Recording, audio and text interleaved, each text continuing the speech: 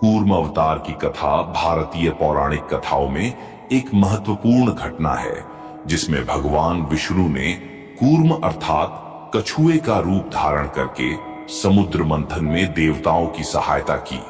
यह कथा ऋषि दुर्वासा के श्राप से शुरू होती है और समुद्र मंथन की पूरी प्रक्रिया को दर्शाती है। आइए इसे विस्तार से जानते हैं। ऋषि दुर्वासा अपनी तपस्या और क्रोध के लिए प्रसिद्ध थे। एक दिन वे स्वर्ग में विचरण कर रहे थे और उनके पास एक दिव्य माला थी। इस माला में अपार शक्ति थी। स्वर्ग से गुजरते समय ऋषि दुर्वासा ने यह माला देवराज इंद्र को भेंट की ताकि वे इसका आदर करें और इसकी शक्ति का उपयोग धर्म की रक्षा के लिए करें। लेकिन देवराज इंद्र ने इस माला का आदर नहीं किया और उसे अपने हाथी ऐरावत के सिर पर रख दिया। ऐरावत ने उस माला को अपने पैरों तले रौंद दिया।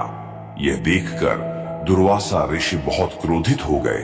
उनके क्रोध का परिणाम यह हुआ कि उन्होंने देवराज इंद्र को श्राप दिया कि जिस राज वैभव और स्वर्ग लोक का इंद्रा को इतना अहंकार है, वह उनसे छिन जाएगा और उनकी सारी शक्ति और ऐश्वर्य नष्ट हो जाएगा। दुर्वासा ऋषि के श्राप के कारण देवराज इंद्र सहित सभी देवताओं ने अपनी शक्तियां खो दी। असुरों ने इस अवसर का लाभ उठाया और स्वर्ग पर आक्रमण कर दिया।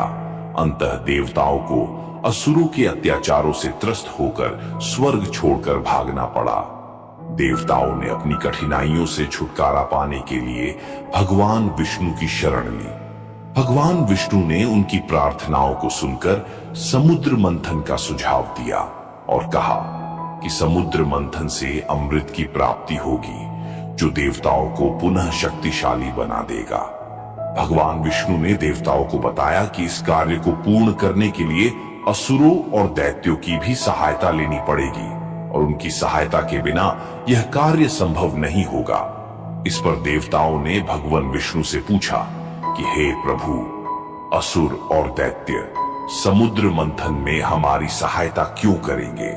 जिसका उत्तर देते हुए भगवान विष्णु के कहा कि रत्नों और अमृत के लालच में आकर असुर और दैत्य आपकी सहायता अवश्य करेंगे।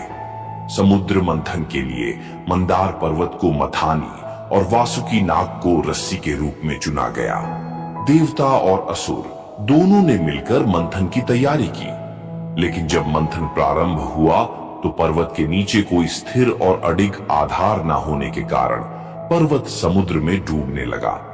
तब भगवान विष्णु ने कूर्म अर्थात कछुए का रूप धारण किया और मंदार पर्वत को अपनी विशाल पीठ पर उठा लिया।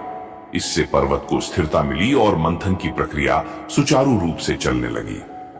समुद्र मंथन से कई दिव्य वस्तुएं और रत्न निकले, जिनमें प्रमुख हैं कामधेनु गाय अर्थात इच्छित वस्तु देने वाली गाय, उच्चैश्रवा घोड़ा अर्थात स्वर्गीय घोड़ा, देवराज इंद्र का दिव्य हाथी ऐरावत, भगवान विष्णु की आभा बढ़ाने वाला रत्न कौस्तुभ मणि, इच्छाएं पूर्ण करने वाला वृक्ष कल्प वृक्ष, स्वर्ग की अप्सरा रंभा, धन और समृद्धि की देवी लक्ष्मी, जिन्होंने भगवान विष्णु से विवाह किया, हलाहल विष, जिसे भगवान शिव ने अपने कंठ में धारण कर लिया, जिससे उनका कंठ नीला हो गया और वे नीलकंठ कहलाए।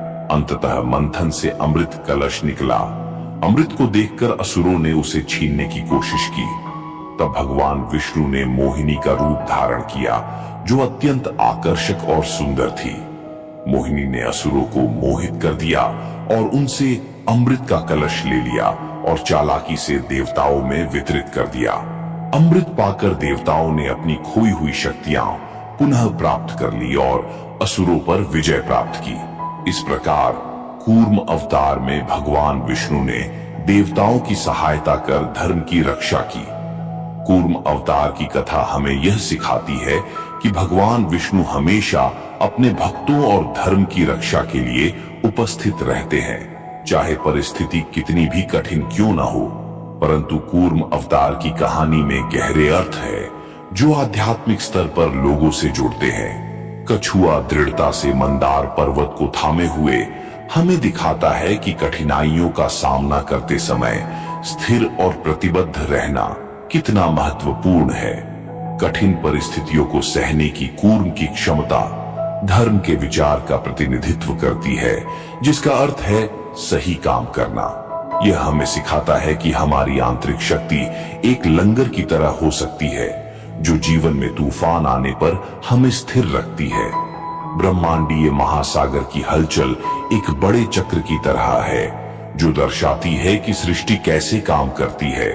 यह हमें बताता है कि जैसे जैसे हम अधिक समझने और अपने आप को खोजने की कोशिश करेंगे, हम चुनौतियों का सामना करेंगे और बदलावों से गुजरेंगे।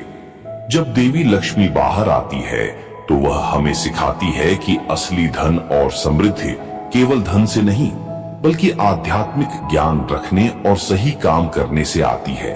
यह कथा हमें याद दिलाता है कि हमारी सच्ची समृद्धि आंतरिक समझ और अच्छे काम करने की नींव से आती है। भगवान विष्णु के दिव्य कछुए के रूप में मंदार पर्वत को थामे हुए कूर्म अवतार की कहानी केवल एक मिथक से परे है। यह हमें स्थायी सबक सिखाती है। यह कथा हमें ब्रह्मांडीय हलचल के समान जीवन के उतार चढ़ाव से गुजरते समय आंतरिक स्थिरता, दृढ़ता और आध्यात्मिक समझ जैसे गुण रखने के लिए प्रोत्साहित